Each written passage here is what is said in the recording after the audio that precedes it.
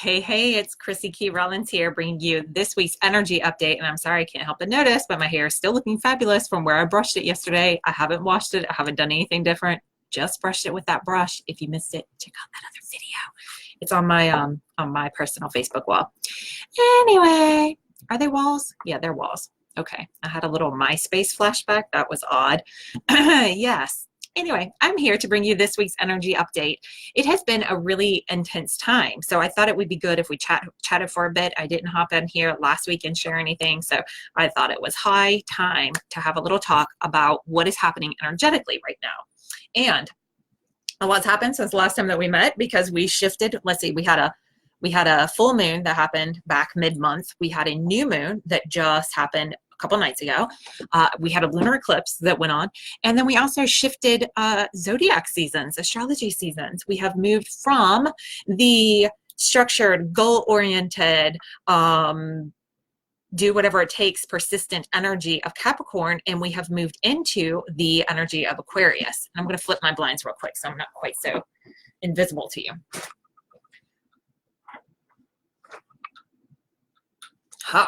So as we were hitting, so much better, as we were hitting towards the end of Capricorn season, I realized there was more to Capricorn than what I shared with you.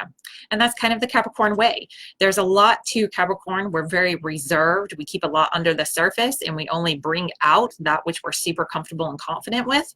So for some of us, it's not very much at all. So while we seem and we appear and we do absolutely 100% have the energy of being very goal-oriented, not necessarily type A personality-driven self-identity, but just very goal-oriented, more persistent. We stay the course, we stay the path, we take the hard way a lot of times, right? I talked about all of this at the beginning of Capricorn season. We crave structure. We do great with structure. We're very business-oriented, very organized-oriented. Hey, whoever just joined live, chat in, say hello.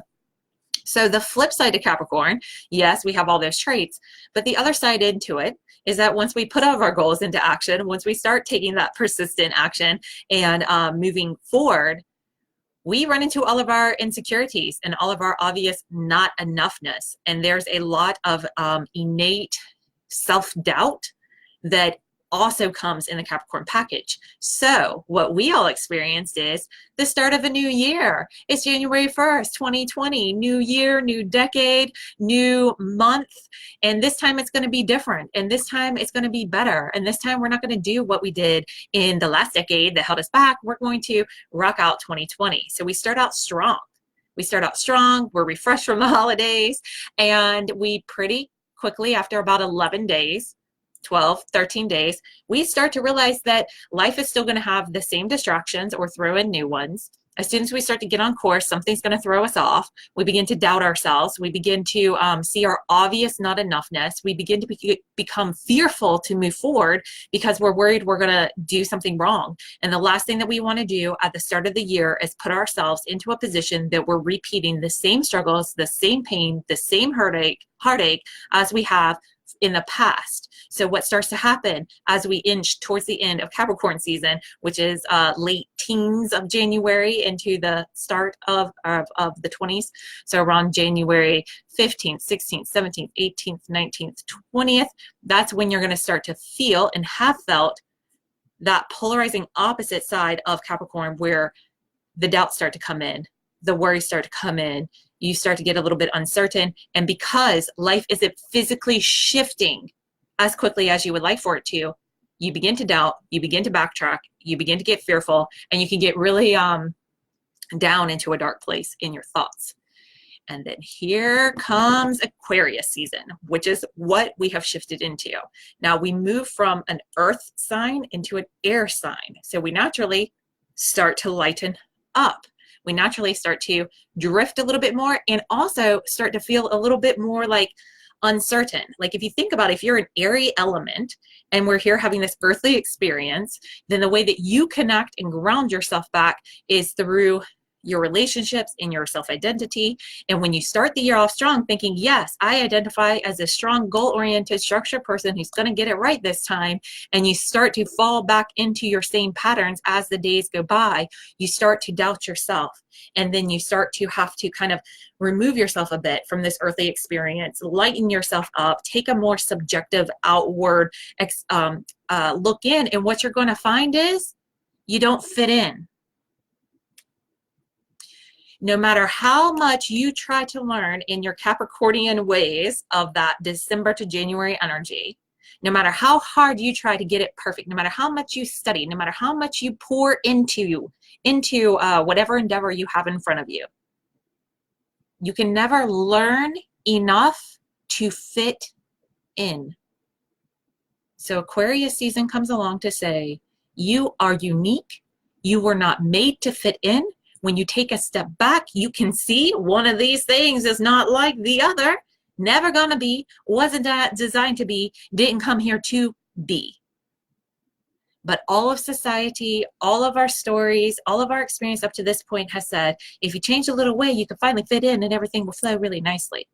And Aquarius is here to say, no, I am not you. I am up here in the air. I don't know exactly what I am, but when I look down, I'm not seeing exactly where I fit in. So what I'm going to do is embrace my uniqueness, because that is my strength.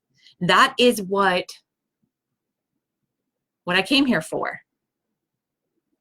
It's what I came here to do, how I came here to be. And that's why all this other stuff that you keep trying to fit yourself into is ill-fitting and it doesn't work out and it's uncomfortable. It's because the way you're trying to shove yourself into it, it is not honoring your full, unique, awkward, quirky, accidental self. Weird things happen. This is a weird experience. That to me is what Aquarius is all about. Embrace the weirdness because it gets weird here. So study it, learn how it functions on the outside, and then embrace what's happening behind the scenes so that you can balance that experience for yourself. Hey, Jean, I see that you're here. Great to catch you here live quickly. I'm so glad you're here too. So you got to let me know. And any Aquarius birthdays out there, any Aquarius babies, chime in. Let us know some more strengths that you identify with being Aquarius. So Aquarius is often considered a water sign. It is not. It is an air sign. It's the water bringer. And so think of it as the air that moves the water. So it likes to direct things. It likes to control things. So you might find yourself, hey, we just came out of Capricorn season. So we still got that tendency to want to control things and say, no, you need to go this way. No, go this way, go this way, go this way. And whenever it doesn't go that way, we get very stressed out, very stifled, very uncertain, and very vulnerable.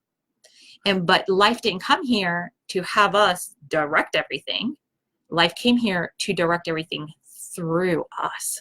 And when we can align with that same quality in Aquarius and not try to be the one who directs the flow, but one who is the essence of what helps the flow move, why the flow is going to begin with, then we can start to, again, relax into our uniqueness, kind of shake off this need to conform, and also use all this great intelligence. Aquarius is one of the most data collecting, really love intellectual science, math kind of stuff, really love studying this human experience on the outside.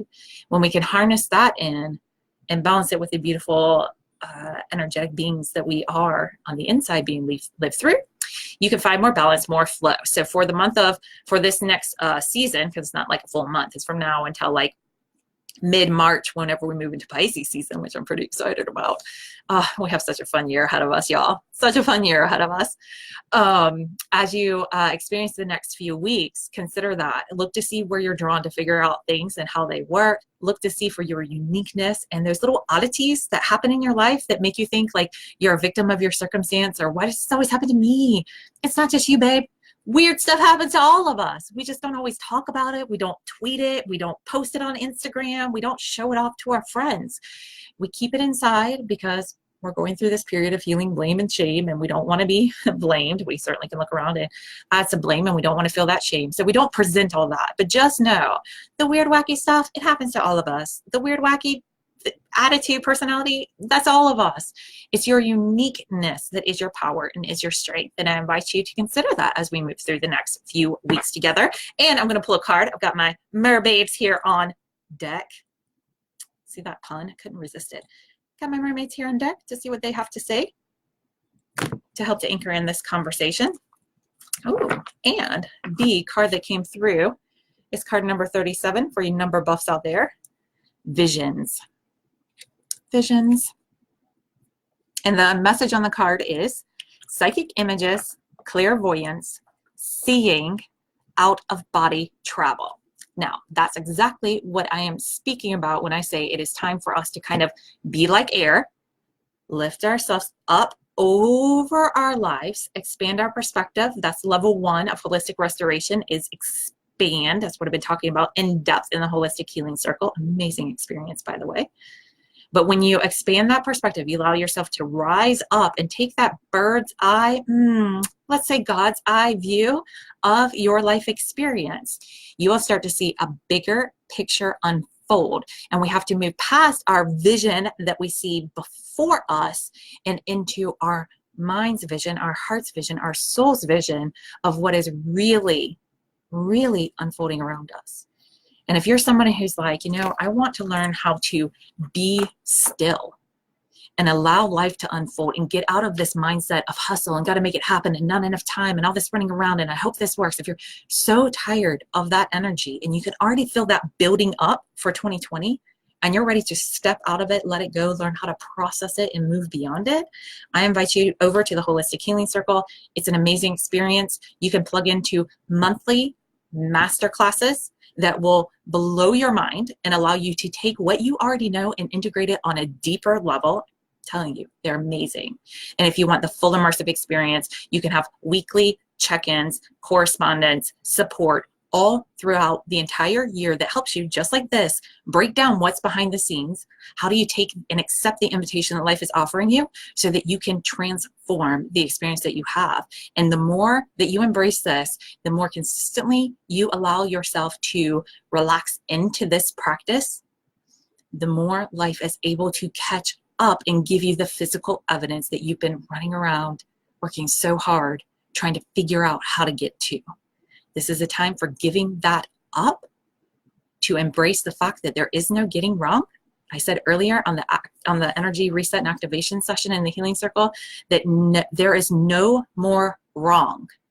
There is only action and ownership. And if you want to know how to take on that action and that ownership in the most gentle and powerful, empowering way, connect with me. We'll talk about the Holistic Healing Circle. I'll get you plugged in. And in the meantime, hop over to the Conscious Success community. I'm going to do a more in-depth 3-card mermaid spread over there for you. So you can pick a card, see what additional messages are on deck for you to receive today. And either way, just know that I love you. I appreciate you watching all the way to the end of this video. That's amazing. If you know someone that would benefit from the information in it, kindly share this, pass it along, drop some comments below. If you're watching this on my YouTube channel, go ahead and hit subscribe and share this with others. All right. I love you. I appreciate you. Hang in there. It's going to be a wild ride the next few weeks. But you were made for this and you're doing so, so beautifully. All right. I'll see you soon. Bye.